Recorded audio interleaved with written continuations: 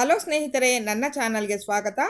ಗೃಹಲಕ್ಷ್ಮಿ ಕಂತಿನಿಂದ ಮಹಿಳೆಯರಿಗೆ ಅನುಕೂಲ ಆಗುವ ಮತ್ತೊಂದು ಐಡಿಯಾ ಕೊಟ್ಟ ಸಚಿವೆ ನಮ್ಮ ಲಕ್ಷ್ಮಿ ಹೆಬ್ಬಾಳ್ಕರ್ ಅವರು ಕೊಟ್ಟ ಐಡಿಯಾ ಯಾವುದು ಅನ್ನೋದನ್ನು ಈ ವಿಡಿಯೋನಲ್ಲಿ ನೋಡೋದಕ್ಕೂ ಮುಂಚೆ ಚಾನಲ್ನ ಸಬ್ಸ್ಕ್ರೈಬ್ ಮಾಡಿಕೊಂಡು ಪೂರ್ತಿ ವಿಡಿಯೋನ ನೋಡಿ. ಹೌದು ಸ್ನೇಹಿತರೆ, ಗೃಹಲಕ್ಷ್ಮಿ ಯೋಜನೆಯಿಂದ ಪ್ರತಿ ತಿಂಗಳು ಮಹಿಳೆಯರಿಗೆ ಬರುವ 2,000 ರೂಪಾಯಿಯನ್ನು ಉಳಿತಾಯ ಮಾಡಿದರೆ ಒಂದು ಬ್ಯಾಂಕ್ ರೀತಿಯ ವ್ಯವಸ್ಥೆಯನ್ನು ಮಾಡಬಹುದು. ಎಲ್ಲರೂ ಉಳಿತಾಯದಿಂದ ಕಡಿಮೆ ಬಡ್ಡಿ ದರದಲ್ಲಿ ಸ್ವಯಂ ಉದ್ಯೋಗಗಳಿಗೆ ಸಾಲ ಸೌಲಭ್ಯ ನೀಡುವಂತೆ ಸಚಿವೆ ಲಕ್ಷ್ಮಿ ಹೆಬ್ಬಾಳ್ಕರ್ ಸಲಹೆ ನೀಡಿದ್ದಾರೆ. ಹೀಗಾಗಿ ಸ್ತ್ರೀಶಕ್ತಿ ಸಂಘಗಳು, ಗೃಹಲಕ್ಷ್ಮಿ ಸಂಘಗಳು ಇವೆ.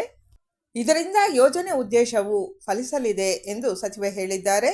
ಗೃಹಲಕ್ಷ್ಮಿಯರು ಜತೆಗೂಡಿ ಸ್ವಯಂ ಉದ್ಯಮ ಆರಂಭಿಸಲು ಯೋಜನೆ ಹಣ ಆರಂಭಿಕ ಬಂಡವಾಳನ್ನಾಗಿಸುವುದು, ಸ್ತ್ರೀಶಕ್ತಿ ಸಂಘವನ್ನು ಗೃಹಲಕ್ಷ್ಮಿ ಸಂಘವನ್ನಾಗಿ ಮಾರ್ಪಡಿಸಿ ಬ್ಯಾಂಕು ಮಾದರಿಯಲ್ಲಿ ಕಾರ್ಯನಿರ್ವಹಿಸುವಂತೆ ಮಾಡುವುದೇ ಈ ಹೊಸ ಪರಿಕಲ್ಪನೆ. ಸ್ತ್ರೀಶಕ್ತಿ ಸಂಘಗಳನ್ನು ಗೃಹಲಕ್ಷ್ಮಿ ಸಂಘಗಳನ್ನಾಗಿಸಿ ಬಲವರ್ಧನೆ ಮಾಡುವುದೇ ಮೊದಲ ಹಂತ.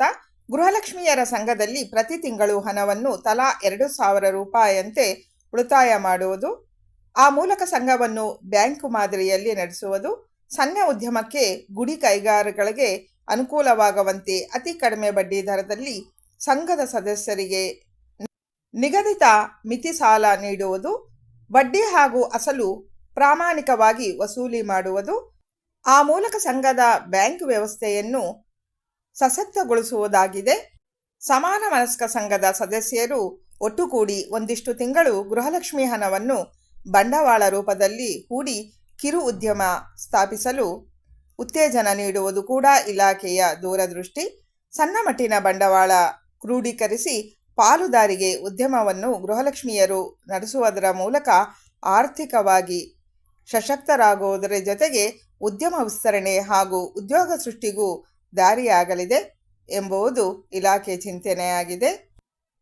ಗೃಹಲಕ್ಷ್ಮಿ ಹಣವನ್ನು ಖಾಸಗಿ ಚೀಟಿಗಳಿಗೆ ಬಳಸಿ ಮೋಸ ಹೋಗುವ ಸಾಧ್ಯತೆಯನ್ನು ಗೃಹಲಕ್ಷ್ಮಿ ಸಂಘ ತಪ್ಪಿಸುತ್ತದೆ. ಮಾಸಿಕ ಗೃಹಲಕ್ಷ್ಮಿ ಹಣ ಸಂಘದ ಮೂಲಕ ಚಲಾವಣೆಗೊಳ್ಳುವುದು ಯೋಜನೆಗೆ ನಿರೀಕ್ಷೆ ಹಾಗೂ ಆರಂಭಿಕ ಸದುದ್ದೇಶವನ್ನು ಮೀರಿದ ಸಾರ್ಥಕತೆ ನೀಡಲಿದೆ.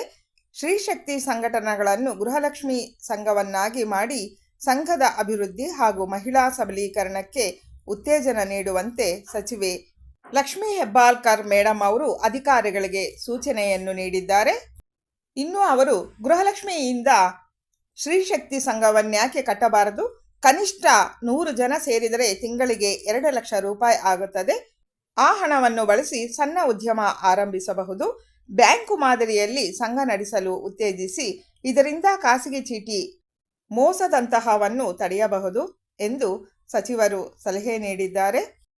ಸ್ತ್ರೀಶಕ್ತಿ ಸಂಘಗಳನ್ನು ಗೃಹಲಕ್ಷ್ಮಿ ಸಂಘವನ್ನಾಗಿ ಮಾಡಿ ಸಂಘದ ಬಲವರ್ಧನೆ ಹಾಗೂ ಮಹಿಳೆಯರಿಗೆ ಸ್ವಯಂ ಉದ್ಯಮಕ್ಕೆ ಪ್ರೋತ್ಸಾಹ ನೀಡಲು ಉದ್ದೇಶಿಸಲಾಗಿದೆ.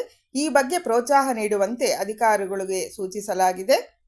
ಮಹಿಳಾ ಮತ್ತು ಮಕ್ಕಳ ಅಭಿವೃದ್ಧಿ ಇಲಾಖೆ ಸಚಿವೆ ಲಕ್ಷ್ಮಿ ಹೆಬ್ಬಾಳ್ಕರ್ ಮೇಡಮ್ ಅವರು ಹೇಳಿದ್ದಾರೆ.